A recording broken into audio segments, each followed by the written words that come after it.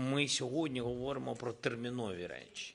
Ці транші із Frozen Assets – це термінові речі. Нам потрібно виробляти дрони, нам недостатнє фінансування, нам потрібно виробляти іншу зброю, нам потрібно купувати в Америці ППО, в Європі інші засоби, включаючи також ППО.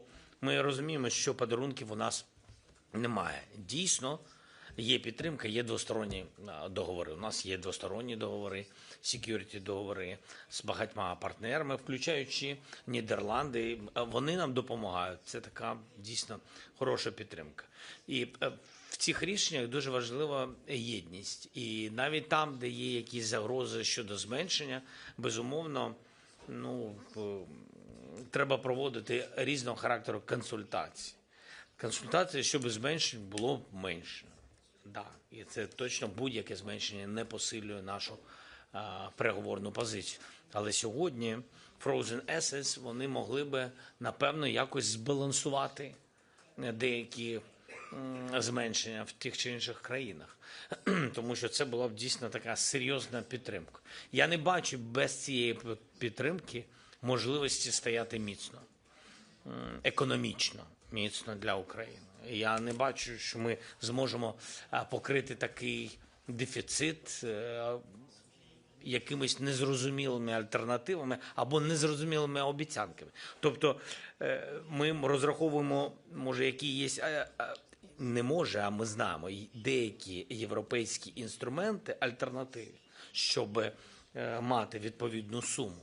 На це ми розраховуємо. Так, це якщо буде вже план не А, план Б, це тощо. Але тим не менш тут важливо, що в цілому лідери, більшість за те, щоб знайти Україні цю фінансову підтримку. А яка вона вже буде і коли, це питання наступне. Дякую.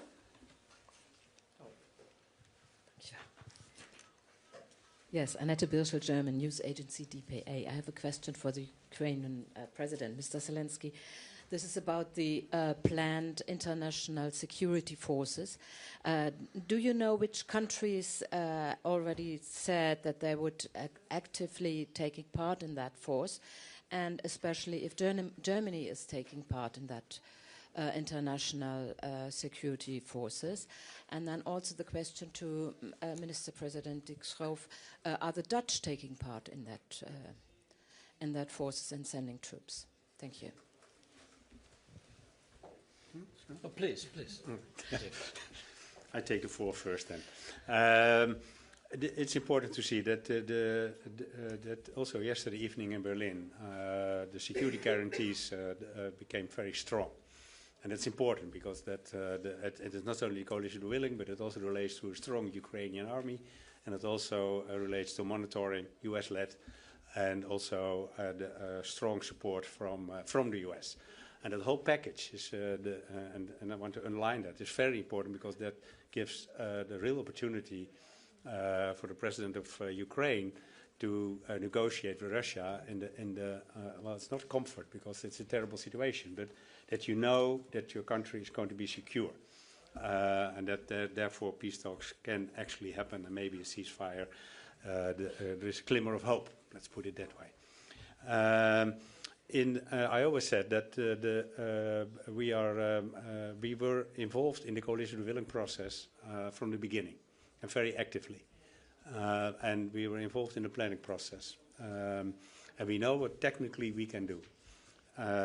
But in the parliament, I stated a couple of times that the procedure, if necessary to start politically, is when there is a ceasefire really going to be on the brink, on say, within 24 or 48 hours or something like that. And we have to be then very careful in the process with the parliament, because it takes certain procedures in the parliament, and we want to step by step do all those procedures to come to a broad majority in the parliament whenever there are Dutch military involved in the coalition willing security forces.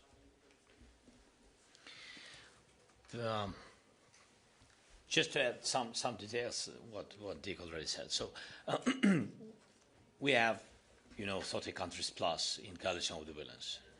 And each country already understands mostly their role or their volume of delivered. And who is ready to give just intelligence or who is ready for troops. And in Ukraine or boots on the ground. We have it in the document. We decided between us that we are not sharing this document because Coalition of the Willing decided that they are ready to deliver Ukraine's security guarantees only after ceasefire. We made it a common decision. So after ceasefire, they will be ready, and you will see what country can deliver. And there are, different status according to their own constitutions, different status of countries, and that's why they can deliver different things. It's under leadership for today of France and UK. They made this common plan, and but a lot of countries really ready to help. It's all about security, like we said before. Just to remind that it's about the security on the ground. That's why I said some countries are ready to deliver yes, on the ground their support. So it's about on the ground, it's about in the sky and on the sea. Thank you. Next, sorry. No. Next question, European Pravda. Sergei Sidorenko, European Pravda. I have a question to Minister President. Well, we have heard from our president that Ukraine is keen to have a responsibility of aggressor in this war, which means claims commission, which means special tribunal. What is your position, and what is the position of your fellow EU member states? Would you insist on finalizing these processes, both reparations to Ukrainians and special tribunal, no matter what is agreed in these peace negotiations? Thank you. And maybe Ukrainian president would like to comment on that too. Thank you. Well, as just stated, we took several steps. We took the step as the Dutch and also the Dutch government on the aggression tribunal. We took the step on the damage register. And today, I think 35 countries, including, of course, the Netherlands, signed for the Claims Commission, and the Netherlands said that we will host the Claims Commission. So in that respect, I think we are fully committed to the process of accountability and of restoring those homes and buildings and factories and the country that's been damaged. And it's in legal order, I think, just normal that Russia is going to pay. Despite what is going on in negotiations? No, but it's normal, and it should be that way. And that's why we all took all those steps, also as the Netherlands, and also decided to host the Claims Commission, because in the City of Peace and Justice, that's the right place to be. Next question, Hart van Nederland. Jean van Beurden, Dutch Press. My question is for President Zelensky. Now the NATO membership seems off the table. EU membership is even more important to you.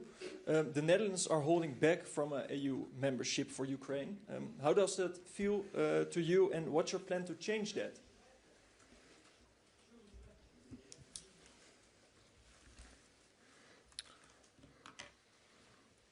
Як це змінювати?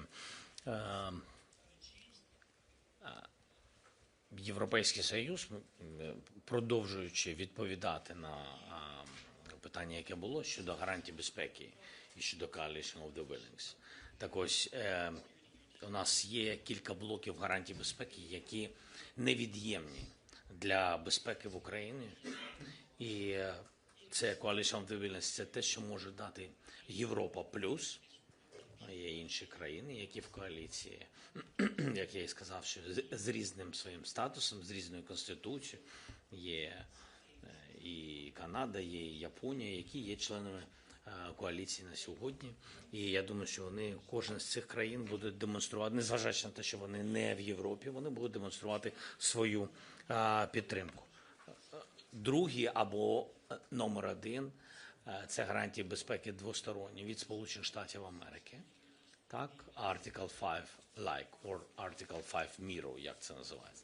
Ми там дійшли вже до деталей, працюємо над цими деталями. Це повинні бути сильні гарантії безпеки, не такі, як Будапешт або Мінськ, а саме підтримані Конгресом, legally binding, як кажуть, юридично зобов'язуючими гарантіями безпеки, які повинен підтримати Конгрес Сполучених Штатів Америки.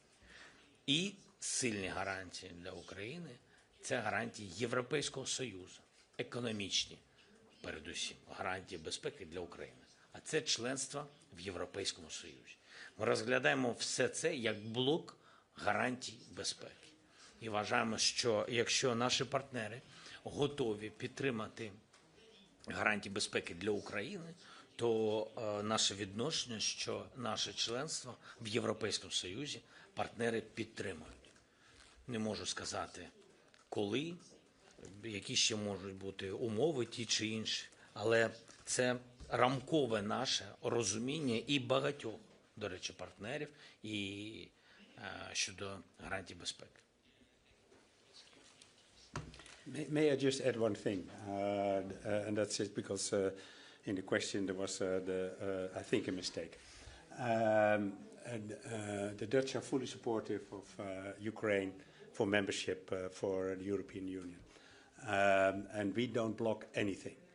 Other countries block the process in the Council, but there's no political blocking of the Netherlands, and I want to make that very sure. Also to you, but you know. True. But I think also to the press corps here, I think it's important to know. And I suppose absolutely. When we have councils, when we have a lot of different meetings, we know a lot of messages. We know why and who is trying to block or blocking already. So that Netherlands were supportive, and they support our position. And during the war, all our constellations been that they were your countries very supportive for our future membership in EU. Last question, BNR on behalf of the international press. Hello, Geert-Jan Haan, BNR on behalf of international press and Reuters. Cameras behind me, so let me sit down if that's okay with you. You just had the Berlin talks, Mr. Zelensky, pane presidentje. What's next? You're going to Miami, Mr. Umerov is going to Miami, you're going to discuss security guarantees again with the Americans. Will it only be security guarantees? Will you discuss a broader agreement? Will you discuss letting go of the Donbass if that's their demands? And if you will discuss security guarantees like NATO Article 5 light, is it only on the table for a limited time? And is it true that if Ukraine refuses to take it now, that Article 5 light, if you don't take it now, that you will get a worse deal later?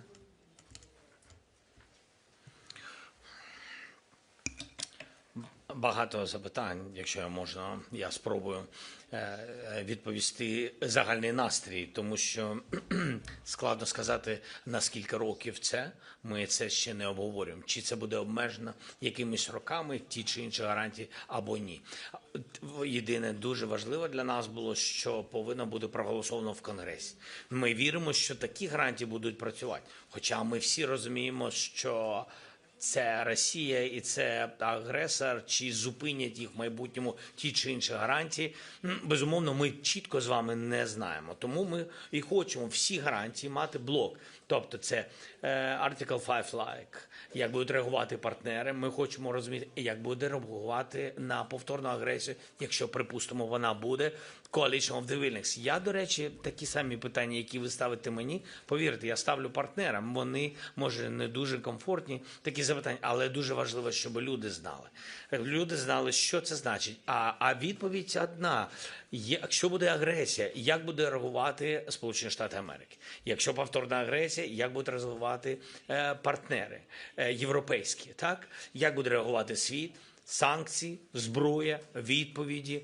Як буде реагувати на морі, на полі бою тощо. Тобто тут дійсно багато речей. Я хочу дуже отримати як можна зрозуміліші відповіді на це, і щоб вони були відповідно підтримані, як я сказав, в якому форматі, в юридично зобов'язуючими.